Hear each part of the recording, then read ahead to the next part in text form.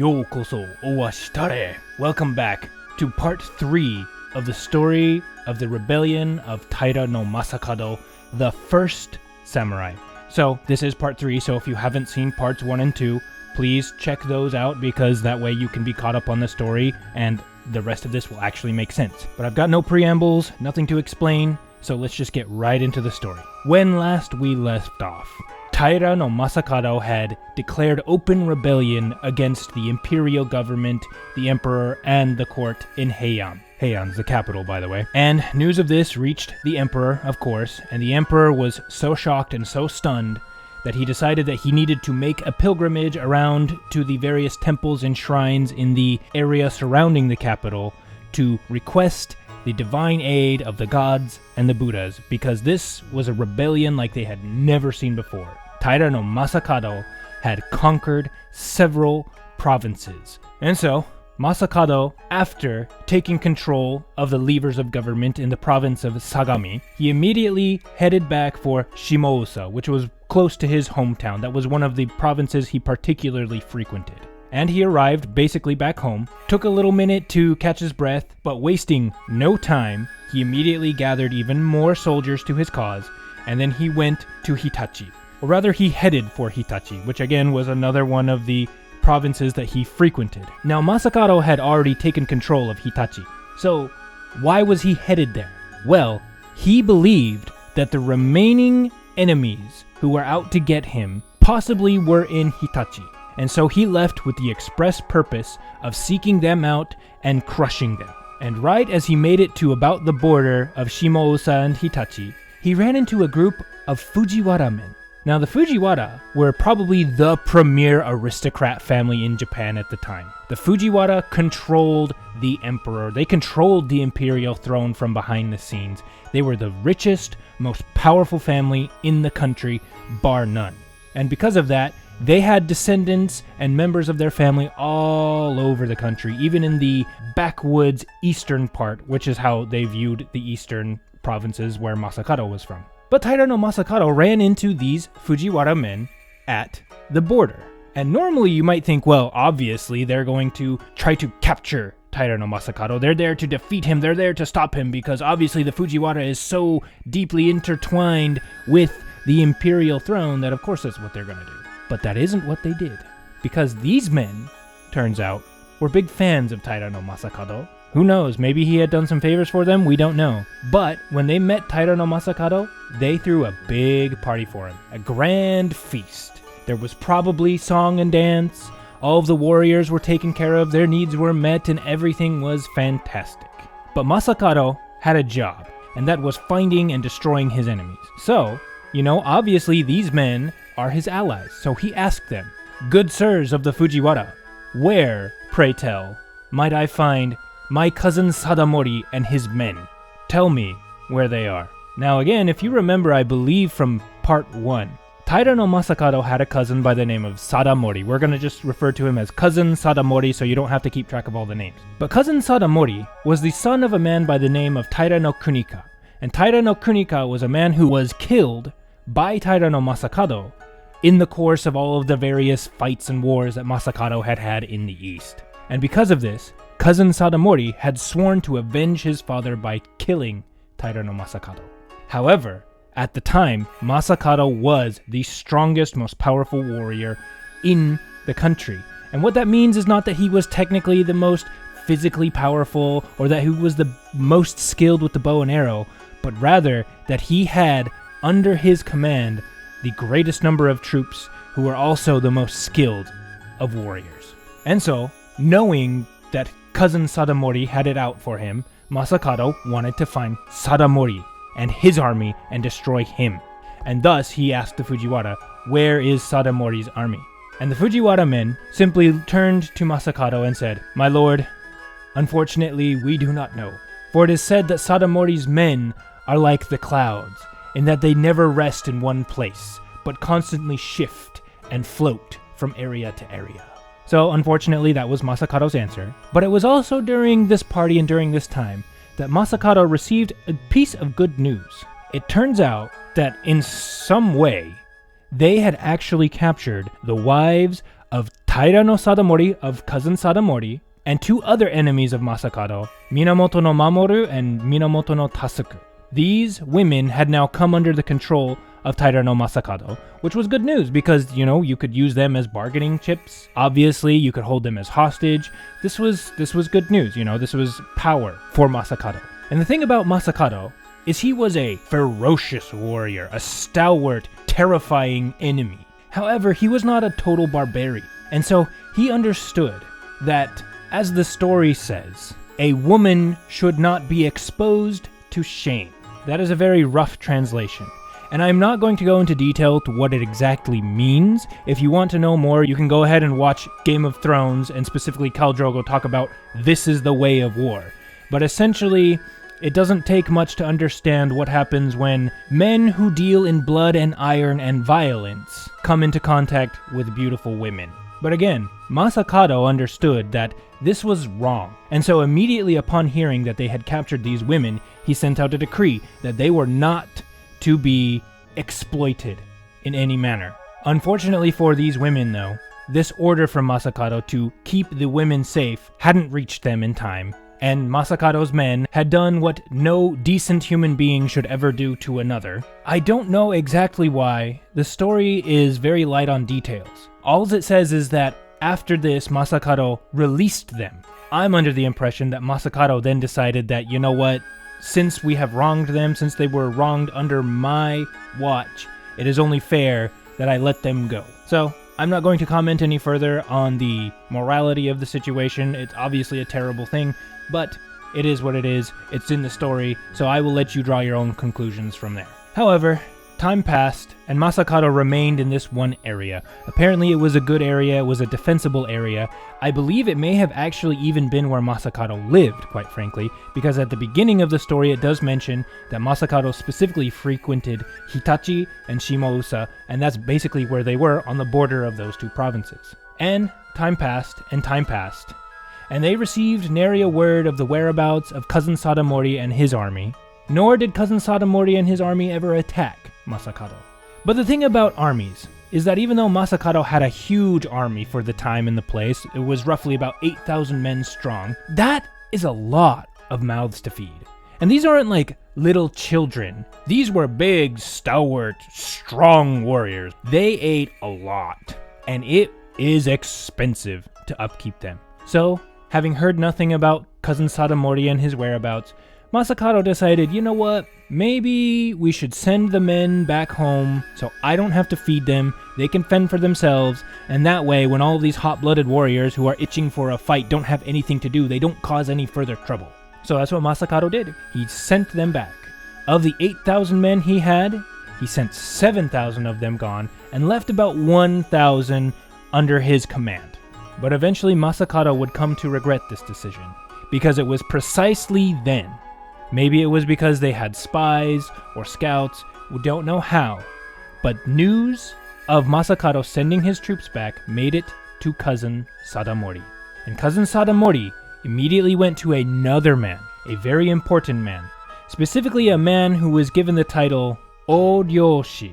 Specifically, that was a government office that was designed specifically to suppress rebellions. So cousin Sadamori came to the court's official rebellion suppressor, Fujiwara no Hidesato, who was a very important man. And he came to Hidesato, and he said, "Good sir, I have decided to avenge the shame brought upon the imperial family at the hands of Taira no Masakado, my own flesh and blood. I will take no consideration for my life, only fight with valor and strength. Will you join me, sir?"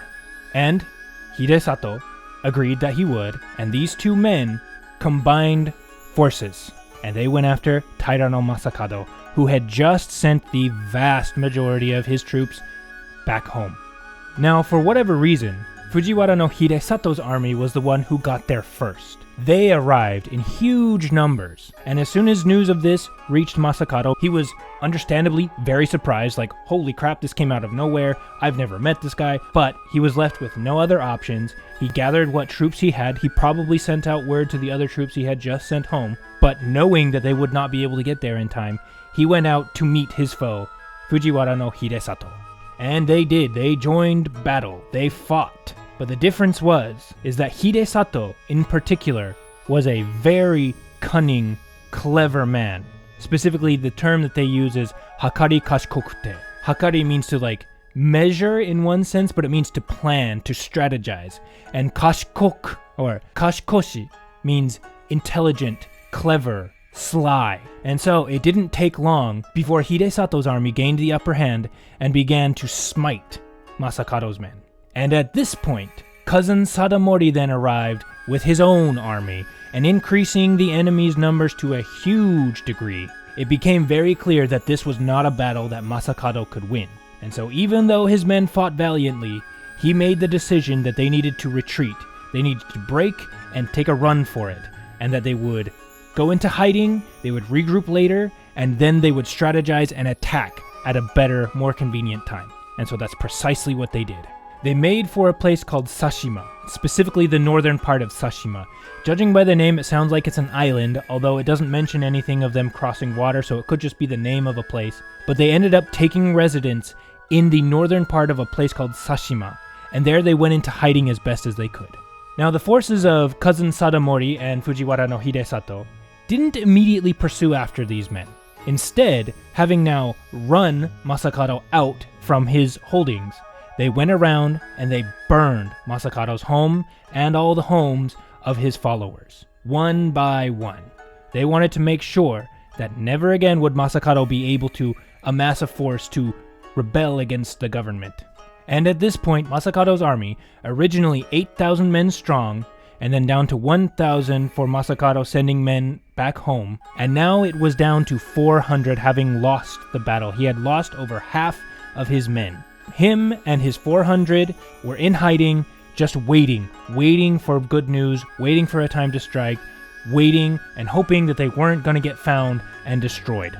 But the thing is, you can't really hide a group of 400 men. It's really, really difficult, especially when there's an entire network of scouts and spies on the lookout for you, and it's very likely that cousin Sadamori and Fujiwara no Hidesato probably got the locals to help them out a little bit with bribes and probably some threats. And so eventually they found Masakado hiding in Sashima, and they went and they engaged. They joined battle yet again. And now the way battles worked in this time is that the men would at first lay down a bunch of tate. Tate is the modern word for shields. And at this time, it wasn't technically a shield so much as it was like a big wall that you planted in the ground. And so each side would plant these tate in the ground, they would hide behind them, and they would shoot arrows at each other until they ran out of arrows, and then they would close the gap and fight normally with swords and spears and whatever. But when these two armies first joined battle, the wind was actually in Masakado's favor. It was at his back, and this is important because arrows aren't exactly big, heavy objects. And when you shoot them through the air, they're going to be affected by the wind. And if the wind is at your back, your arrows will be carried much further and you can shoot a much further distance, and your enemy's arrows will fall short. And that's exactly what happened. So for a brief moment, it seemed like Masakado and his 400 were going to be able to hold fast and maybe even push back their enemies with the help of the wind. But the weather is nothing if not fickle. Being somebody who lives in Japan, I can tell you that the weather report is absolutely ridiculous. Even the scientists of the modern age can't predict the weather. And while the beginning of the battle saw Masakado with the advantage of the wind shifted. And eventually the advantage was given to cousin Sadamori and Fujiwara no Hidesato. And so their arrows flew and came in and laid waste to Masakado's army. And at this point, the writing was on the wall. Masakado knew that this was the end. And so, after the arrow fire was exchanged, and the forces actually met together, Masakado mounted a swift, sturdy horse and rode out himself to meet the enemy.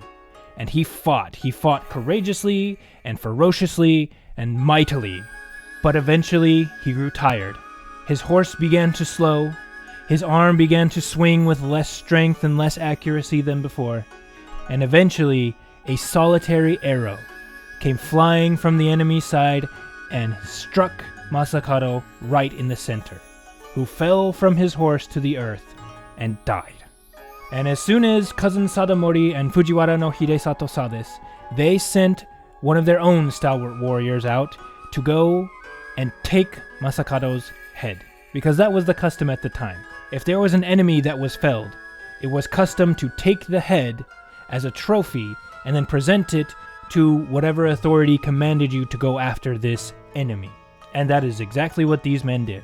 They took Masakado's head, they then wrote an official report and a letter, and with Masakado's head, they sent it to the capital. And what's very interesting is at this point, the story has a little interjection, and it simply states that the reason Masakado had his name sullied and ended up dead was not necessarily because of Masakado, but because it was the machinations, it was the scheming of the man known as Okio no O. So I mentioned that this story doesn't actually present Masakado in the best of light. However, I wonder if maybe they don't like the man Okio no O even more. If you want to know more about him, again, please see part 1. But I find it so interesting that they interject that right here. It's there, randomly, just poof. This is Okio no O's fault. Okay, and of course, when this trophy, this gruesome, macabre trophy arrived in the capital, everybody in the court and the emperor was overjoyed, because Masakado had rebelled against the throne like nobody else had. And even though it was a bit violent and a bit gruesome what was happening, an open, powerful rebel had been put down, which was cause for celebration. And upon seeing this, the emperor then sent out a decree that all of Masakado's followers and his family members that were loyal to him should be taken into custody and executed. And the emperor appointed 2 men specifically, Fujiwara no Tadafumi and Fujiwara no Tadanobu. Again, you notice how they are both Fujiwara men. He sent them to the eastern provinces to round up Masakado's allies and dispose of them. And that is precisely what they did. I won't go into the details of which men were captured in which province and how they were dispatched of. The story doesn't dwell too much on it, but it does see fit to tell us. However, I'm going to skip over all of that. Some of them did escape, however, but they only escaped on one condition: that they shave their heads, they don the robes of the priests, and they go into the mountains to practice the Buddhist path, never to be involved in worldly affairs ever again. They were required to abandon wife and child and house and go off into the mountains to become holy men. That was the only way they could survive. And only a few of them did so. Most of them perished alongside their new emperor. And thus, 3 men were awarded titles and honors by the emperor. The first was a man by the name of Tsunemoto. I don't remember what his surname was. It was either Minamoto or it was Fujiwara. I believe it was Minamoto no Tsunemoto. He was the man who came to the emperor the second time and told the emperor that Okio no O and Taira no Masakado had raised rebellion. Even though at that time the emperor ended up pardoning Masakado, so nothing really became of that. But at the very least, the court was first really made aware of Masakado's intentions by this man. And the other 2 men who were awarded positions were cousin Taira no Sadamori and his friend and ally Fujiwara no Hidesato. Specifically, Tsunemoto was granted junior 5th rank or lower 5th rank. And so the way the court worked is I believe there were 12 ranks in total. And the lower the number, the more prestigious the rank. So example, the emperor was rank 1. Below him were some of the most powerful men, maybe the imperial family only, I'm not entirely sure, but rank 2, and then rank 3 was the last of the upper nobility, of the highest of the nobility. These were some of the most respected people in the whole of the country. And then of course as you go down the chain of nobility, you get all the way to 12. So, Tsunemoto was granted the 5th rank junior, because these ranks were also split into upper and junior, or upper and lower, senior and junior. It was a whole complicated thing. But Tsunemoto was granted lower 5th rank, Hidesato was granted lower 4th rank, and cousin Sadamori was granted upper 5th rank. And thus is it said that Masakado would occasionally appear to people in their dreams and tell them, "In life, I did no good and only committed evil, and therefore in the afterlife do I suffer acutely for my sins."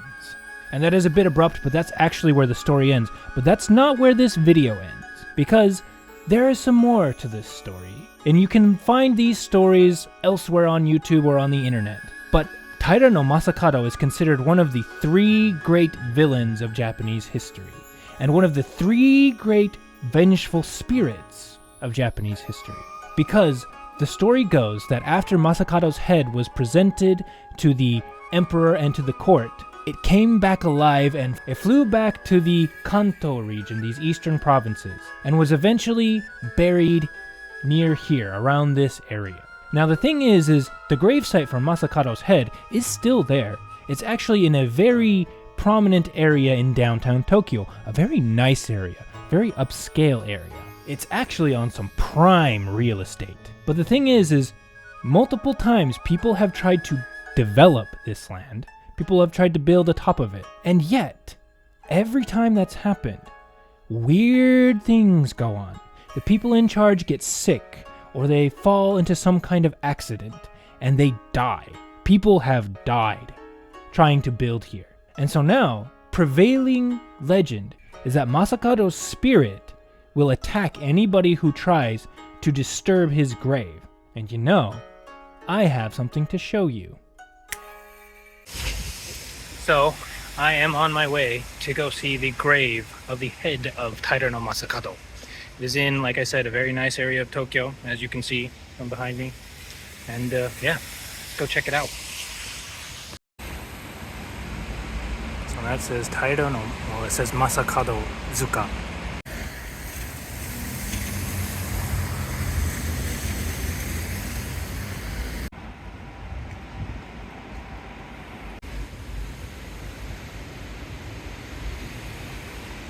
Okay, well, I hope you enjoyed that little field trip that we took down to Otemachi in Tokyo, which is where Taira no Masakado's grave is located. I actually wanted to stick around and talk a little bit more about my thoughts about Taira no Masakado and maybe show you a little bit more of the area, but unfortunately it was raining and the traffic was loud, so I figured I should just come back home and put my thoughts out here instead. And so, last thing I want to say is, to me, Taira no Masakado is probably the single coolest figure in Japanese history.